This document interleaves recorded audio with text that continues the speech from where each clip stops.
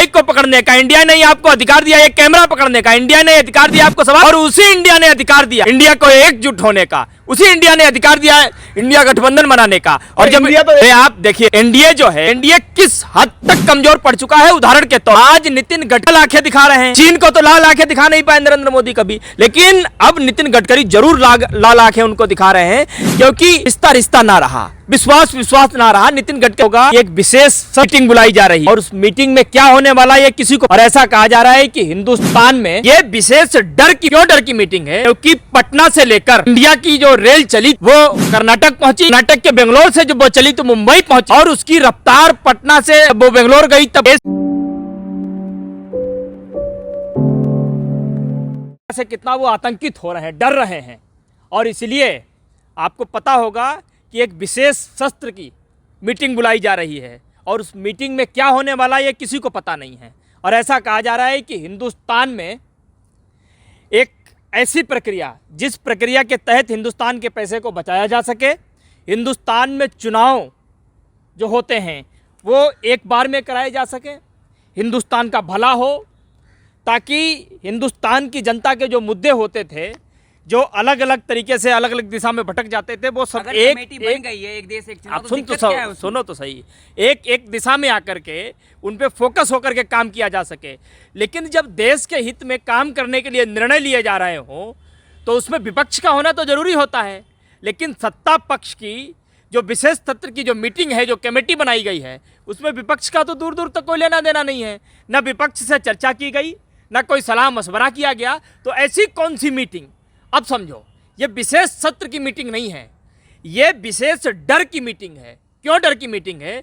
क्योंकि पटना से लेकर इंडिया की जो रेल चली थी वो कर्नाटक पहुंची, कर्नाटक के बेंगलोर से जब वो चली तो मुंबई पहुंची, और उसकी रफ्तार पटना से जब वो बेंगलोर गई तब तेज़ थी, बेंगलोर से जब मुंबई आई तो और तेज हुई, और ये 24 तक पहुंचते पहुंचते सुपर फास्ट बन जाएगी, एक्सप्रेस बन जाएगी।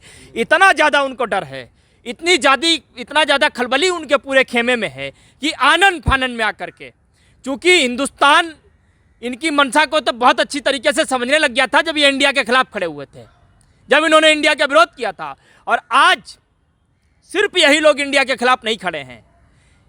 भारतीय जनता पार्टी का एक मुखपत्र है दैनिक जागरण, आपने देखा होगा कि आप ब्रेकिंग न्यूज में क्या लिखी है, INDIA। ये कौन लिख रहा है? क्या अखबार कभी ऐसा काम करते थे? 2014 से पहले चाहे किसी भी अखबार को आप उठा करके देख लो, चाहे किसी भी मीडिया को आप उठा करके देख लो, उनका एक काम होता था, वो सरकार की जो नाकामयाबी होती थी उसको दिखाते थे, सरकार की कमियों को उजागर करते थे। पहली बार ऐसा हुआ है कि नाकामयाबी और कमियों को उजागर करने की तो छोड़ दीजिए, यहाँ तक कि इस देश के हित में जो फैसले नहीं है उनको भी देश के हित में बताने के लिए दिन रात काम किया गया, चाहे वो अखबार की बात करो, चाहे मुख्यधारा मीडिया की बात करो। अभी आप डरने की बात कर रहे थे, उनको डर किस बात का है, जबकि उनके पास तो 38 दल है इंडिया के साथ? देखिए, डर उन्हें इंडिया का है, डर उन्हें भारत का है, डर उन्हें 2024 के चुनाव का है। इस देश का एक ऐसा तानाशाह जो इतनी खतरनाक तरीके से थर थर कांप रहा है, डर रहा है। क्यों? मैं आपको बताता हूं। जो कहता था कि एक अकेला सब पर भारी, फिर उसे 38 लोगों की जरूरत क्यों पड़ी? जैसे ही इंडिया की मीटिंग हुई, जैसे ही इंडिया के दल सारे के सारे इकट्ठे हुए, सोचिए आप, एक प्लेटफॉर्म पर जैसे ही इंडिया के दल इकट्ठे हुए, इंडिया के खिलाफ बोलने वाले, इंडिया के खिलाफ जाने वालों ने 38 दलों का एक समूह इकट्ठा किया। उसमें से 24 से ज़्यादा दल ऐसे जिनका कोई सांसद नहीं, जिन्होंने अभी तक कोई चुनाव नहीं लड़ा। वो कौन सी पार्टी, कहाँ पार्टी है, ये जो उस 38 दलों में बैठे, उन 38 दलों में काफ़ी लोग नहीं जानते हैं कौन कौन हमारे साथ बैठा है, हमारे बगल की कुर्सी पर बैठा हुआ कौन से दल का है। ये उन्हीं दल को नहीं मालूम था जो इंडिया के खिलाफ खड़े थे। तो इसीलिए मैं कहता हूँ उन्हें डर इंडिया का है, उन्हें डर इंडिया को जो जिताने के लिए, इंडिया को जो बचाने के लिए आज आगे बढ़ रहे हैं, उन्हें डर उनसे है। और इतना डर है कि वो 38 लोगों का काफिला लेकर के भी इस बात से संतुष्ट नहीं हो पा रहे हैं कि 2024 में हम कुछ कर पाएंगे, इंडिया को हम हरा पाएंगे, इंडिया को हम बैकफुट पर ले जा पाएंगे। तो दूर दूर तक दिखाई नहीं देगा, ऐसा भाजपा बोल रही है। आपके ऊपर केस कर दिया जाएगा देशद्रोह का अगर आप ये कहेंगे। अच्छा, इंडिया कब दिखाई नहीं दिया? कहाँ रहते हैं आप? हाँ, मैं इंडिया दल की बात कर रहा हूं। आप इंडिया में रहते हैं, हाँ, इंडिया ने ही आपको अधिकार दिया इस माइक को पकड़ने का, इंडिया ने ही आपको अधिकार दिया ये कैमरा पकड़ने का, इंडिया ने अधिकार दिया आपको सवाल पूछने का, और उसी इंडिया ने अधिकार दिया इंडिया को एकजुट होने का, उसी इंडिया ने अधिकार दिया इंडिया गठबंधन बनाने का। और जब इंडिया तो एनडीए के साथ एकजुट है ना। अरे आप देखिए एनडीए जो है, एनडीए किस हद तक कमजोर पड़ चुका है। उदाहरण के तौर पर आज नितिन गडकरी लाल आंखें दिखा रहे हैं, किसको? नरेंद्र मोदी को। चीन को तो लाल आंखें दिखा नहीं पाए नरेंद्र मोदी कभी, लेकिन अब नितिन गडकरी जरूर लाल आंखें उनको दिखा रहे हैं, क्योंकि अब रिश्ता रिश्ता ना रहा, विश्वास विश्वास ना रहा। नितिन गडकरी एक ऐसे शख्स हैं जो अच्छी काजी तरीके से समझ चुके हैं कि इस झूठ की बहती हुई नदी में, इस झूठ की बहती हुई गंगा में तुम क्यों डुबकी लगा करके भाई पाप के भागी बन रहे हो? तुमने तो कम से कम अपने डिपार्टमेंट में काम अच्छा किया है, तो तुम बाहर निकल करके आओ। कल को अगर तुम सही खड़े होगे तो तुम्हें जिस जनता एक्सेप्ट करेगी। तुम क्यों नरेंद्र मोदी के गुनाहों के चक्कर में जो है पाप के भागी बन रहे हो? पहले अपने अंदर जो टूट फूट चल रही है, उथल पुथल चल रही है, ज्वालामुखी की तरह भूचाल आया हुआ है, पहले उसे तो संभाल लो आप, बाकी बात छोड़ दीजिए आप। रही बात इंडिया की, इंडिया इस समय चिड़िया को नहीं देख रहा है, इंडिया चिड़िया की आंख को देख रहा है। उसे हिंदुस्तान को बचाना है, हिंदुस्तान के मुद्दे को जिंदा रखना है। इंडिया का लक्ष्य है कि इस देश की जनता जीवित रहे, इंडिया का लक्ष्य है कि इस देश में प्रेम मोहब्बत स्थापित हो, इंडिया का लक्ष्य है इस देश से नफरत मिट जाए। इंडिया का क्या लक्ष्य है आप बताइए मुझे?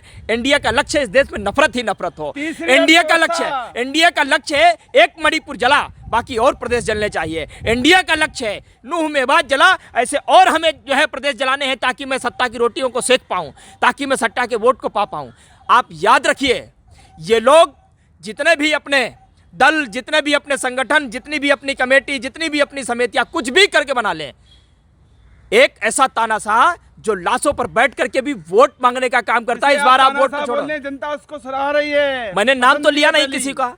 आप सोचिए, एक ऐसा देश इन्होंने बना दिया जहां एक टीचर खड़े होकर के अपनी क्लास को खत्म करते करते ये कहता है कि भाई साहब आपकी पढ़े लिखे लोगों को वोट देना ताकि आप परीक्षा देने जाओ, परीक्षा देने के बाद में आपकी परीक्षा निरस्त नहीं हो, रातों रात उसको निकाल दिया जाता है। आखिर जब मैं अनपढ़ कहता हूं तो क्यों एक विशेष आदमी अपने ऊपर ले लेता है, क्यों एक विशेष पार्टी अपने ऊपर ले लेती है? जब मैं जुमला पार्टी कहता हूं क्यों वो अपने ऊपर ले लेती है? और जब मैं जुमला पार्टी कहता हूं, जुमलाजीबी कहता हूं, झूठा कहता हूं, फरेबी कहता हूं, चोर कहता हूं, तो आप जैसे दलाल पत्रकारों को यह क्यों लगता है कि मैं नरेंद्र मोदी को कह रहा हूं? इस बात का जवाब है आपके पास कोई? तो मैं आपको क्या कह रहा हूं कि अगर किसी चोर को चोर कहो और उसे कोई दिक्कत नहीं हो, वो कोई प्रतिक्रिया नहीं दे, कोई कुलबुलाहट उसमें नहीं हो, तो मतलब उसने गलती नहीं की। और किसी को चोर कहने पर वो चीखे, वो चिल्लाए, वो प्रतिक्रिया दे, किसी को सजा दे, उल्टे सीधे कानून बनाए, इसका मतलब दाल में कुछ काला ही नहीं बल्कि पूरी दाल काली है। और ये एनडीए में स्पष्ट दिखाई दे रहा है।